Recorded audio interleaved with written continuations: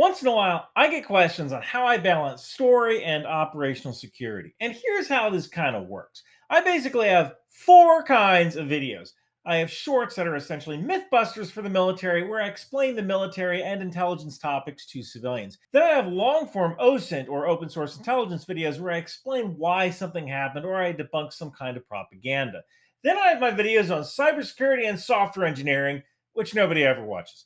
And then I have my videos on how the military actually works. As of today, I have 7 videos on everything from how to shoot an M777 howitzer to how a Patriot works to how nuclear weapons work, even how penicillin works. Now, when I do these videos, I only use open source intelligence, meaning if the Army has published it, I talk about it. And the Army has published a lot of stuff. Now, a lot of civilians and honestly, even some soldiers don't understand what operational security really is. And they are usually the ones who are freaked out when I talk about the military. And essentially, operational security or opsec is this. Operational security is a risk management process that encourages managers to view operations from the perspective of an adversary in order to protect sensitive information from falling into the wrong hands. Troop movements and locations are operational security. So might be things like the thickness of the JLTV's armor, but high level doctrine isn't. Now, for those of you who don't know my background, I am a software engineer and I currently write software for the US Army that helps keep soldiers safe.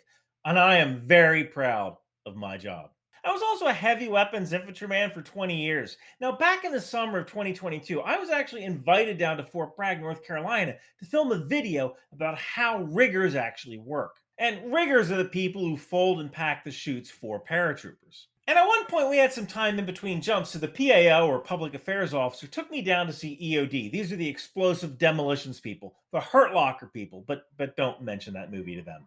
And none of these EOD guys would talk to me. And once the PAO realized what was going on, she started introducing me as a retired infantryman instead of as a YouTuber. And then they opened up a little bit.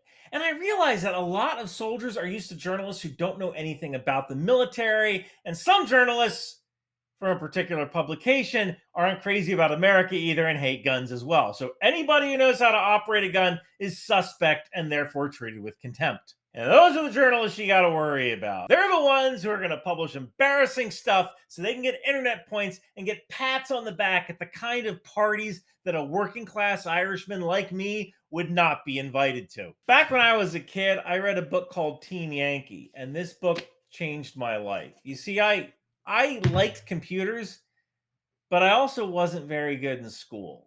I was never supposed to be anything. I didn't have the grades for college. My guidance counselor actually suggested I become a carpenter. Nothing wrong with being a carpenter. Jesus was a carpenter, and it was good enough for him.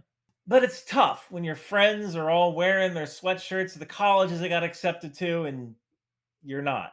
But that Team Yankee book, this book right here, this did more to set me on the right path because I wanted to drive an improved tow vehicle, just like in this book. It took me 8 years to graduate college while serving, which is one more year longer than it took Chris Farley to graduate in the movie Tommy Boy. Did you hear I finally graduated? Yeah, and just a shade under a decade, too. All right. You know, a lot of people go to college for 7 years. I know. They're called doctors. There were times when I'd be deployed, and after coming back from mission or after I got off work, everybody else racked out. I was on my laptop learning how to write computer software. But if it wasn't for the discipline and the drive I got from the infantry, I'd be swinging a hammer somewhere. Again, nothing wrong with honest work. People watch my OSINT and my intelligence videos and they call me a propagandist. And I'm really not. What I want to get at when I do those OSINT videos is the truth.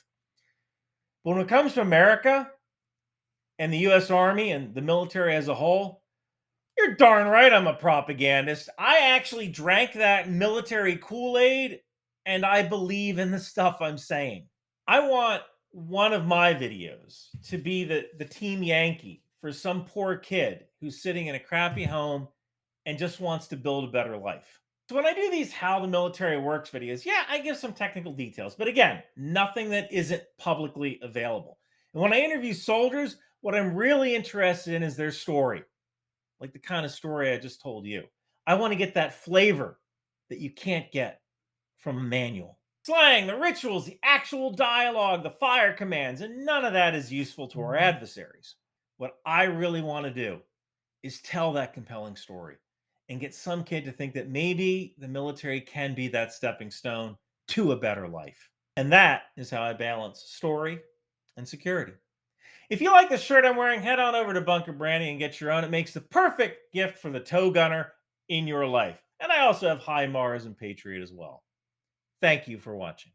Yo, what up? It's me, MCI TV. You like Ryan McBeth? We got crazy Ryan McBeth shirts, yo. High Mars, Patriot, Toe ITAS. That's like a son to me. We even have Spall Street Bets and whatever the heck this is. So come on down to Bunker Branding or I'll get Team Yankee on you.